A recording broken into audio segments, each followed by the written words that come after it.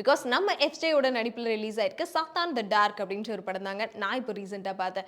இந்த படம் பார்த்ததுக்கப்புறம் கொஞ்ச நாளாக இந்த ஹாரர் ஃபிலிமே வந்து பார்க்காம இருந்தேன். பிகாஸ் இந்த படம் பார்த்ததுக்கப்புறம் சீரியஸ்லி என்னடா பண்ணி வச்சிருக்கீங்க அப்படின்ற மாதிரி தான் ஆயிடுச்சு. ஏன்னா அந்த அளவுக்கு வந்து இந்த ஹாலிவுட் படத்தோட ரேஞ்சில் இந்த படத்தை வந்து எடுத்து வச்சிருக்காங்க. முக்கியமாக இந்த விச் அப்படின்னு சொல்லிட்டு அவங்களோட ஸ்டோனியாக இருக்கட்டும், இந்த சூனியக்காரி, அதுக்கப்புறம் அங்கே பண்ணக்கூடிய மந்திரங்கள் அப்படின்னு சொல்லிட்டு நிறைய விஷயங்களை ரொம்ப நல்லா வந்து எடுத்து சொல்லியிருக்காங்க. படத்தோட ஸ்டார்டிங்லேருந்தே பார்த்தீங்கன்னா எப்பயுமே இந்த ஹாரர் படம் ஸ்டார்ட் ஆகிறதுக்கு முன்னாடி ஒரு அழகான குடும்பம், ஸோ அவங்க வந்து ஹாப்பியாக வாழ்ந்துட்டு இருக்காங்க, அங்கே பேய் பிடிக்குது, இப்படி தானே பார்த்துருப்போம். இந்த படத்தில் எடுத்தோடனே வந்து ஸ்டார்ட் பண்ணிட்டீங்களா அப்படின்னு சொல்கிற அளவுக்கு ஸ்டார்டிங்கே வந்து நம்ம மோனா அவர்கள் வந்து அவங்களோட பொண்ணு ஐரா கிட்ட வந்து பேசிட்டு இருக்காங்க.